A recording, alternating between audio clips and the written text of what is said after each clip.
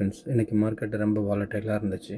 So morning market open ஆகும்போது கிட்டத்தட்ட 23,241 வரைக்கும் கீழே போயிட்டு அங்கேருந்து ரெக்கவர் ஆகி 23,483 வரைக்கும் மேலே க்ளோஸ் ஆகிருக்கு. பட் ஸ்டில் இது வந்து 23,500 மார்க்கும் கீழே தான் ட்ரேட் ஆகிக்கிட்டு இருக்கு. ஸோ மார்க்கெட்டில் பெருசாக எந்த ஒரு சேஞ்சும் நடக்கலை.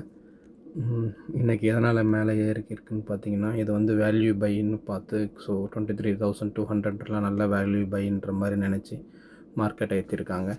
ஸோ இன்றைக்கி மெயினாக பார்த்தீங்கன்னா டெக்னாலஜி 2% அப்பு, கன்சியூமர் நேற்றுக்கு டவுனாக இருந்துச்சு, இன்றைக்கி அப்பு, ஆட்டோ 1%. ஸோ இன்றைக்கி பார்த்தீங்கன்னா மைனஸில் இருக்கிறது ஃபார்மா மட்டும்தான்.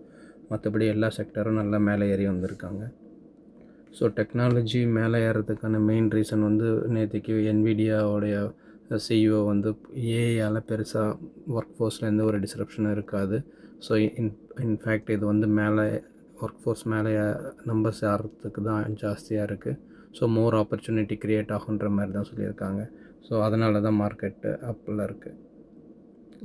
ஐடி இண்டெக்ஸஸ் அப்பில் இருக்குது. ஸோ இன்றைக்கி எஃப்ஐஐஸ் வந்து கிட்டத்தட்ட 8,362 கோடிக்கு கேஷ் செக்மெண்ட்டில் நெட்டாக விற்றுருக்காங்க. ஸோ டிஐஎஸ் வந்து ஒரு 9,500 கோடிக்கு வாங்கியிருக்காங்க.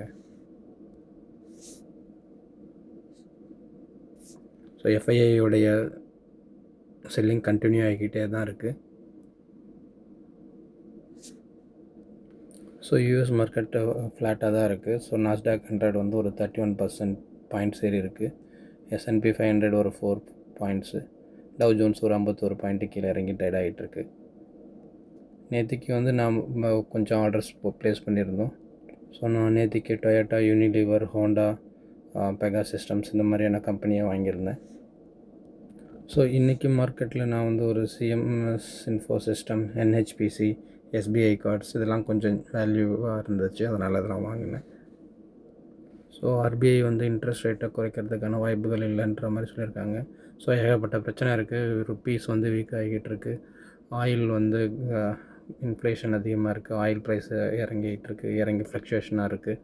ஸோ இந்த கன்சர்னில் நம்ம என்ன எதிர்பார்த்தோம்னா, பேங்க்கில் டெபாசிட்ஸோடைய ரேட்ஸ் ஏற்றணும், ரெப்போ ரேட்ஸ் எல்லாத்தையும் ஏற்றணும்னு நினச்சோம். பட் இவங்க வந்து எதுவும் ஏற்றுற மாதிரி தெரியல. காரணம் வந்து க்ரோத் ரிஸ்க் வந்து குறையும், ரிஸ்கில் போயிடும், க்ரோத் வந்து குறையுன்றதுனால ரேட்டை ஏற்ற மாட்டேங்கிறாங்க.